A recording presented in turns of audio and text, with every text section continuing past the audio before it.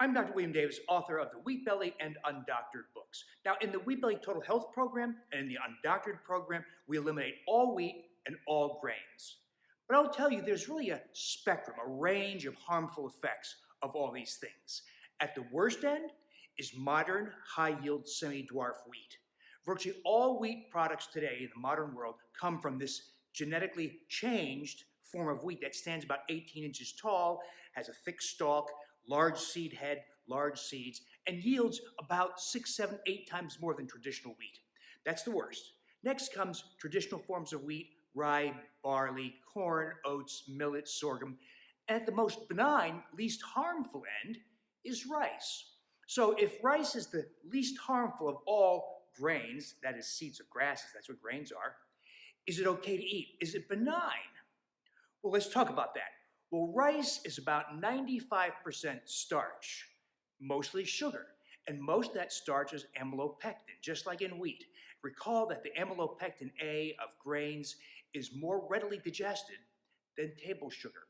So most of the starch, most of the weight of rice is essentially sugar. There is some amylose, and that's a prebiotic fiber, as well as a not as well digested sugar. So there's a little bit of good in there also, but most of it's amylopectin that raises blood sugar, thereby causes insulin resistance, weight gain in the tummy, glycation phenomena, that is glucose modification of proteins that leads to cataracts, arthritis, heart disease, dementia, etc.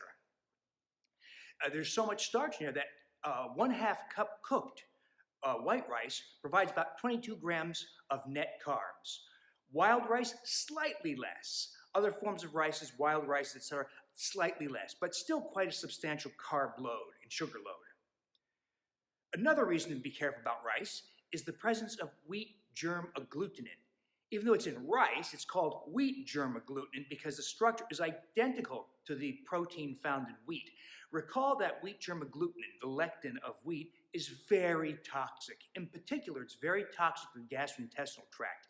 When it contacts the lining of your gastrointestinal tract, it does substantial damage. So much so, it can look like celiac disease, even without the immune-mediated process, but it looks a lot like celiac disease.